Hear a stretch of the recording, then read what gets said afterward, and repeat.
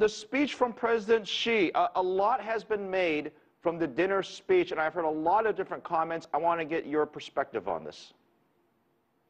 Absolutely. Well, you know, I think President Xi knew exactly what he was doing, Phil, when he showed up first in Seattle instead of Washington, D.C. He's taking the message to America: I'm here to buy, I'm here to sell, I'm here to do business. And that's really taking the edge out of all of the confrontational dialogue that we've heard. Hopefully it doesn't creep into the discussions in D.C.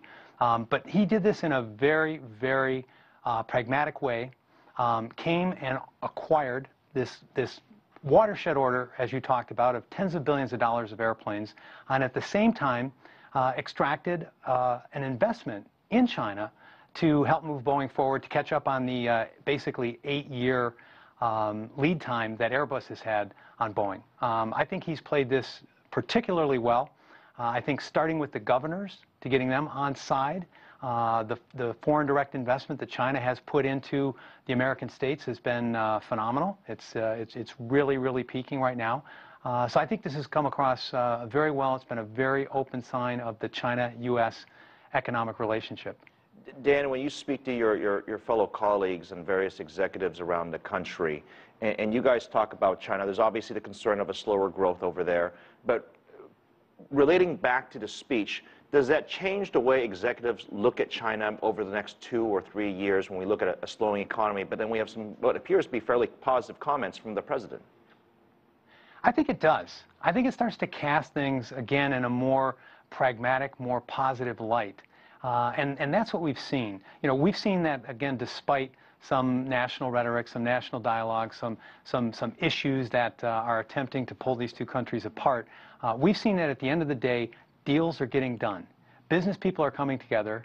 They're making informed decisions. They're deciding that it's in their best interest to be working with each other. And this is being led by President Xi, and at this point, a cadre of governors and American states that have seen fit to welcome China with open arms. Dan, I'm going to put you on the spot. I apologize ahead of time. So if you're talking to the White House, what are they doing wrong? Well, I think they obviously understand where the power is, and it's at the state level. And companies are going to do business. You know, Phil, you've seen it, I've seen it. At the Great Hall of the People in Beijing, there's a sign that says, "Whoever has come this far cannot be a stranger." Well, guess what? President Xi showed up.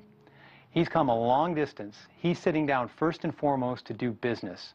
I think that's done a great job of disarming any tensions that may be reflected in these pending conversations in Washington. And it's something, frankly, that President Obama didn't have the opportunity to do because he's not making those decisions at the state level. You are a very well-versed political guy. I know that. And this deal between Boeing obviously is going to create jobs in China and maybe more jobs in the United States as well. But isn't that something that a lot of voters and a lot of people think about is when we talk about these deals, the first thing they think about is, well, how does it benefit me? Absolutely.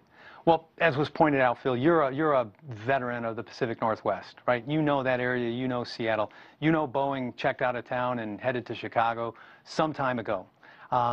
You know that now it's about playing to our advantages. It's not necessarily, just like with China, about a manufacturing economy. It's about services. It's about engineering. It's about high value add. So I think right now what we're seeing is an order of the magnitude that President Xi brought to the U.S. in the form of those 300 planes for Boeing is welcomed. The details about the finishing work being done, a factory being started in China, I think that's going to pale in comparison to the wave of positive sentiment that will accrue from that landslide order. If you had a chance to go over to China, I know you go there often, and talk to the politicians over there, what's one thing that you would ask them? Come to America. Look at what we're doing.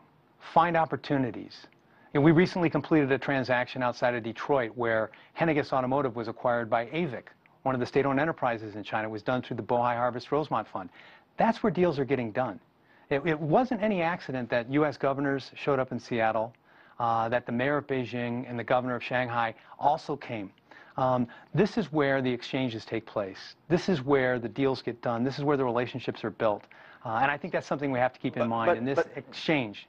Dan, I suspect that almost every person that's watching this show right now likely agrees with you But then when you watch what Donald Trump is saying and you watch what some of the political people are saying about the relationship with China, it's honestly not that positive. And aren't we sending a mixed signal to China?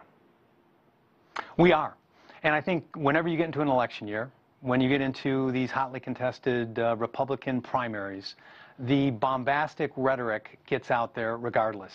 I think John Huntsman, who was, once a Republican presidential candidate and the former ambassador to China, he said, listen, the people in China who know understand this is our season, this is the rhetoric, this is what we're going to hear. It doesn't really reflect in our actions. Look at the deals we're getting done. Look at $4.6 billion of Chinese investment in the U.S., 88 deals in the first 6 months of this year. That's a heck of a lot more telling than any political rhetoric. All right, Dan, always good to see you. Thank you very much for spending some time with us with your insights.